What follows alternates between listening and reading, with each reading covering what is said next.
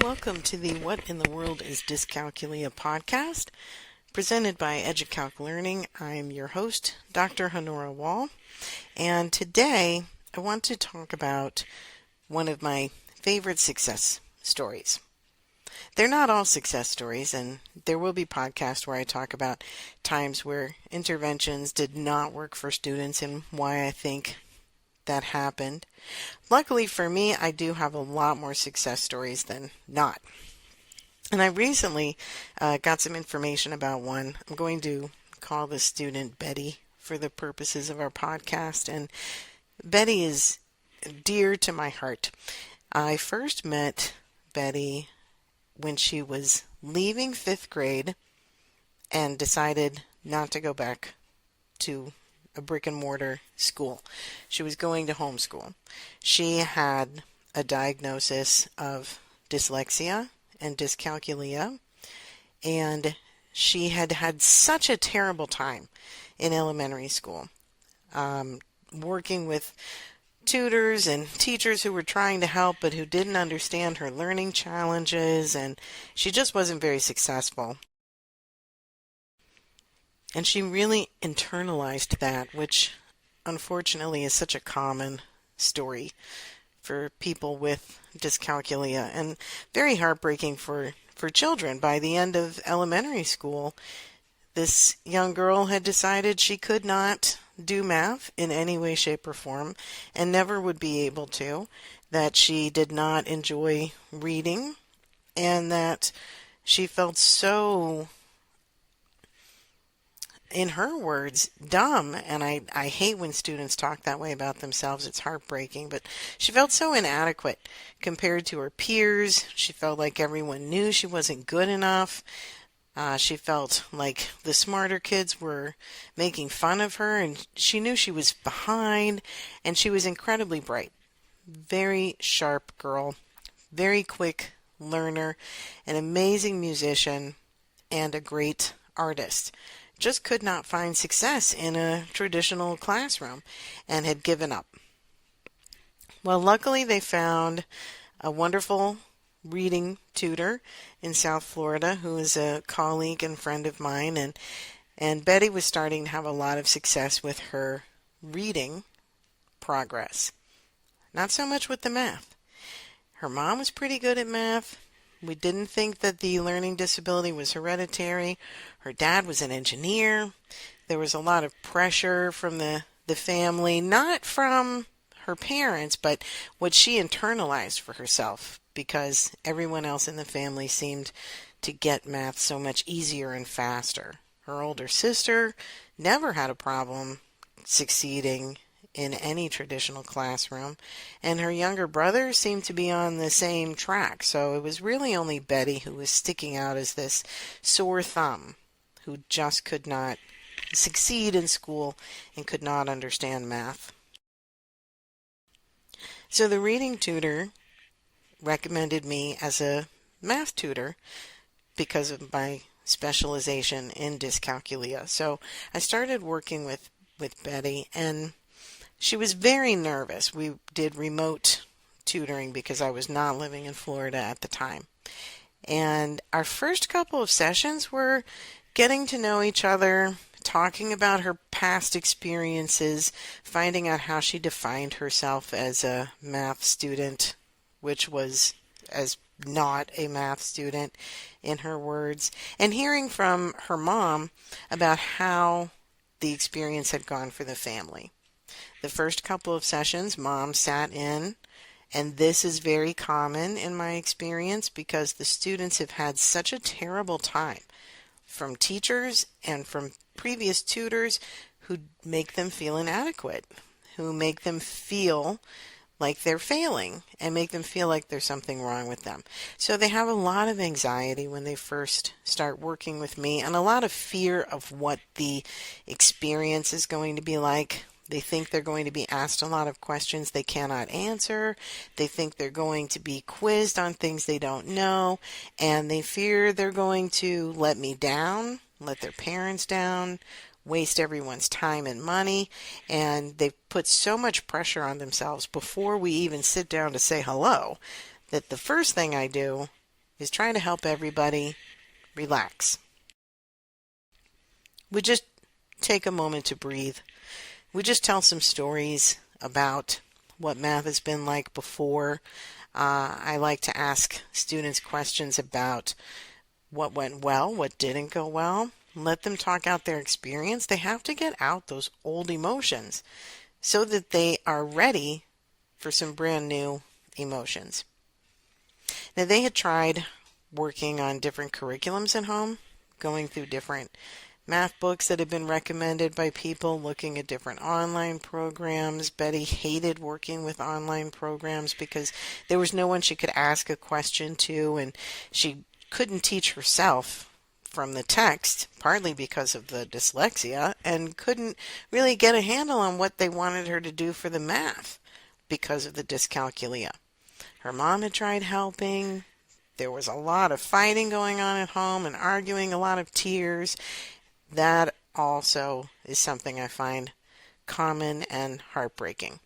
So the second thing I like to do with my students is talk about how the family is going to stop having these stressful times together. The family needs to have positive time together. Parents and young children need to be enjoying the little bit of time they have before our kids grow up and go off to college and move away. It happens in the blink of an eye. And as a parent myself, that time is sacred and precious, in my opinion. You've got to protect it. So, arguing over math homework is not how you want to spend your time as a family. So we stop that right away. After we've gotten through some of the old stories and we've decided we are not doing family homework anymore going forward, then we talk about some goals. And I really like to talk with my students about what kind of goals they have for themselves. It puts them in a place of control. It lets them establish our path forward. It lets me see what's important to them. And then we can also talk about math standards for the year, if we're trying to stay on grade level, what kind of topics are most important for their age and grade, if we're trying to build a stronger foundation, and what kind of methods and materials work best for the student, and we can put together whatever we want. If you are tutoring people with dyscalculia of any age, I highly recommend you move away from the textbooks. People with dyscalculia have seen those for years. They look at them and they know this is a big red flag of failure. If you're tutoring, hopefully, you know your topics well enough that you can look up your standards by state.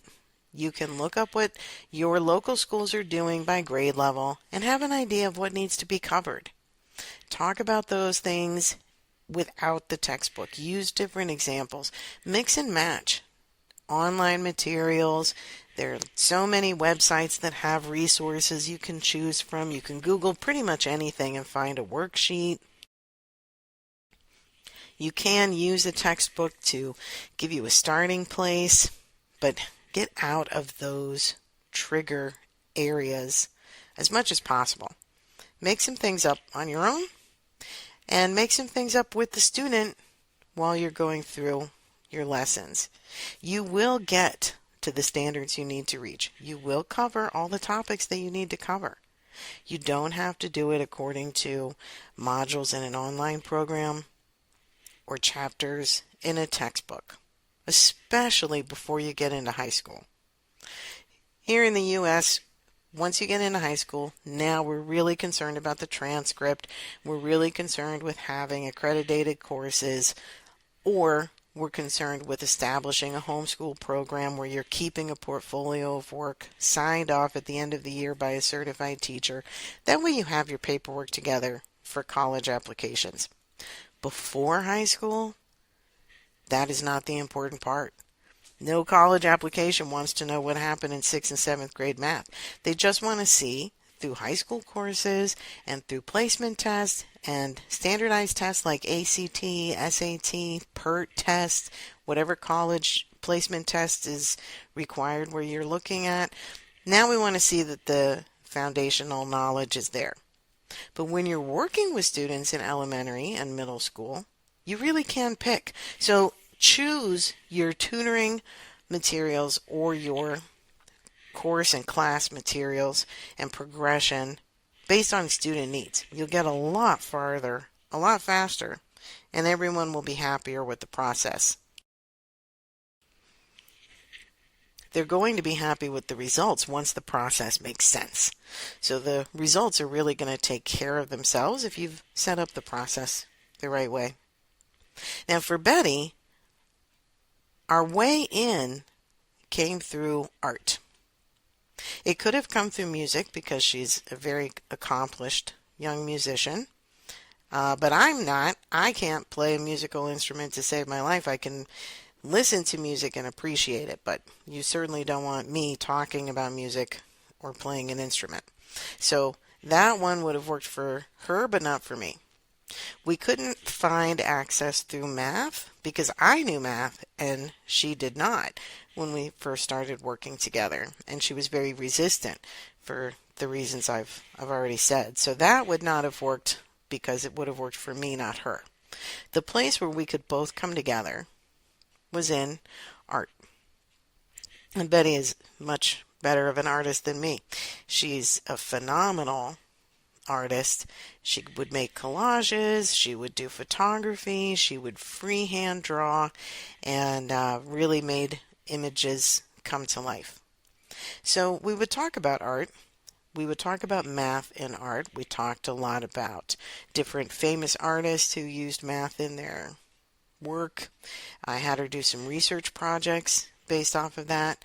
That led us into talking about math in nature, the math-minded people who are listening.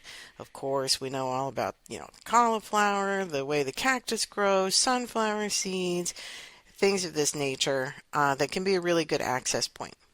And then for Betty, I would assign her homework based in photography, where she had to take the things we had talked about and go around the house, around the neighborhood, to her favorite local park, and find images that represented the math we had talked about. And then she had to bring back her photography, and we could talk about it then and extend that into our next mathematical lesson. She right away took to this very well. She was excited to do this kind of homework. It did not feel like homework. It felt like something she was excited to go do. It was a nice thing for the family to do together and to talk about at the end of the day.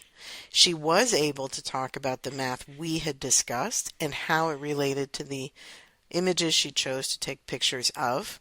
She also created a field journal for herself where she would sketch things and bring them to me and say, is this math? And I would say absolutely. And we would talk about how and why and pattern recognition and fractals and really higher end conversations about math concepts. Note that at this time, we have not even started talking about numbers. We had not picked up a calculator and we had not looked at a worksheet. Since she was in a homeschool environment and since her parents had exhausted every other pathway, they were open to anything that would help their daughter feel more comfortable. That was very lucky for me and for Betty because it let us have the room to establish a positive experience around math, which is something this poor child had not had in 5 years or more. So establishing that kind of positive experience was crucial. Once we had done a few art-related projects, and once I had let Betty take the reins, make her own choices for what represented the information she learned from our conversations, then I could talk to her and tell her about how great she was as a mathematical thinker. This was a term no one had ever applied to her in her life, and she certainly had not applied it to herself. And I was able to say, look at what you chose. Look at the patterns you picked out. Look at how you were able to use this image and describe to me the math behind it and retain what we talked about before. That is absolutely mathematical thinking. Well, now she had a new name for herself, and new feelings about math. And now we could come back around to the numeracy, which is such a small slice of math, but it's the one that we obsess over, especially in elementary and the beginnings of middle school. So we got back around to numbers. We talked about them very gently. We talked about them on a grade level status. We did not go back to the beginning. It's very important that students with dyscalculia are doing grade level work. And we use support tools to support them in any foundational weaknesses they have, but we give them grade level work. The main thing that stops students from being successful in elementary school when they have dyscalculia is that dyscalculia trifecta I've talked about before: time, money, place, value. Well, that goes away. We don't talk about those things after we get into middle school. And we certainly don't talk about them at all once we get into high school. So we let that go. And we use support tools like times tables charts, times tables list, which personally I prefer over the chart for students with dyscalculia, and using a calculator. Using a calculator will never just give students with dyscalculia the answer without them doing any work. Students with dyscalculia are desperate to understand what's going on. They want to know the right answer, they want to know the concepts, and they want to know how to problem solve. So for them, using the calculator lets them confirm a right answer, get rid of an incorrect answer. That's a great podcast topic, how that works for the brain, that immediate confirmation. We'll definitely talk about that soon. And it lets them get the answer right, feel that sense of accomplishment while they're learning the different formulas and while they're learning the rules. There was a lot of work we had to do about turning improper fractions into mixed numbers and back again. What were the rules of working with fractions for adding and subtracting and multiplying and dividing, and why are they different? And we were able to do that with accuracy by using the calculator. And that really helped her progress. Well, moving forward, I worked with Betty as a homeschool student for about 2.5 years. And this school year, beginning now in 2022, she felt ready to go back to a brick and mortar traditional school to begin her high school journey. We had a lot of talks about this situation at the end of the year. We talked about what she could do over the summer, which I asked her to please take a break and do something fun and have a great time and not worry about it, because the first couple of weeks of school were going to be a review anyway, and to give herself some breathing room to celebrate that she was even ready to take this step. We talked about how some topics were going to make sense and some were not, and that's perfectly fine and absolutely normal for every student, regardless of having dyscalculia or not having dyscalculia. We talked about how sometimes she would struggle, and we talked about the resources she could use to work through those times, including me. If she ever wants to call and have a quick tutoring session or a few to get through a unit, that would always be available to her. And we talked about all the other resources at her disposal that she could use in addition to that. We talked about the self-advocacy piece, how she could explain her learning disability to her teacher, how she could explain the best ways for her to learn and remember and perform on a test to her teacher. We talked about how the teacher has final say in the classroom, so some accommodations and interventions would be acceptable, some might not, and what she could do in each of those cases. Well, we're about a month into the school year now. I have not heard from Betty. I did hear from her mom, and her mom sent me a screenshot of the grade book from Betty's new school. Well, she's in 9th grade, Algebra 1, and she's doing grade level work, and the grade book is full of 10 out of 10 for homework, 10 out of 10 for classwork, 10 out of 10 for the next homework, 23 out of 25 for a quiz, 10 out of 10 for her math notebook. It was great. It was such a wonderful thing to see. And so, of course, I sent back some very excited congratulatory messages and told them to please keep me updated throughout the year. But I'm just so pleased that she started off strong, and she is thrilled and feels very accomplished. I'm sure that she will run into times where she struggles, and she'll run into times where she doesn't do very well on the homework.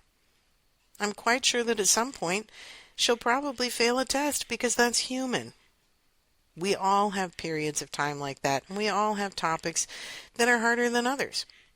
She will also have many more times where she's getting those 10s out of 10s, where the topic does make sense, where maybe she has to ask a few more questions, but she can get it figured out. And most of her quizzes and tests, she's going to do very well on, and she's going to do just fine with this class. So I'm so glad that we were able to take the time to step back for a year or two, change her experience with math, change her definition of self as a mathematical thinker, find the right support tools, and now she's been able to transition back into the right place for her, which is a brick and mortar school with her peers, and I think she's going to do great. So if you're listening and you have students with dyscalculia, children with dyscalculia, or you yourself have dyscalculia, just know that if you're still struggling, it's because you haven't figured out the right path yet. You don't have the right support tools in place yet, but you absolutely can. And coming into your own as a mathematical thinker and performing math very well in a variety of circumstances is absolutely something you can attain. When we're working with students who have dyscalculia of any age or grade level, we need to make sure, first of all, that we acknowledge where they've been and how they feel about math when they first meet us. We have to establish, second of all, what are some shared goals so we know what to work toward.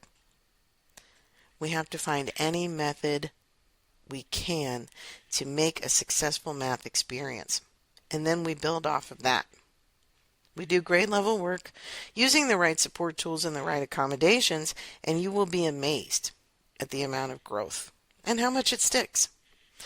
I'm excited to share more success stories like that in future podcasts, but right now I'm going to go enjoy some of Betty's artwork that she has sent to me in the past and enjoy the great work she is doing today. If you'd like more information about anything I've said in today's podcast or the work I do with students, please reach out to me. You can email me, honora@educalclearning.com. That's HONORA. Go to my website, educalclearning.com, and reach me through there. You can find me on LinkedIn. Educalc Learning has a Facebook page. And you can also look up our courses. I should be launching the certificate program, Level 1 certification for teaching students with dyscalculia very soon. Right now I'm recording this at the beginning of September 2022. So that Level 1 certification should be rolling out by the end of the month. If you'd like to get more information on the front end or put your name on a mailing list for interest, reach out to me. And check out the website because I put as much free information up there as I possibly can as well. Thank you for listening to What in the World is Dyscalculia? I hope you enjoyed the story of Betty. I certainly enjoy her story very much. And I will talk with you soon. Thanks for listening.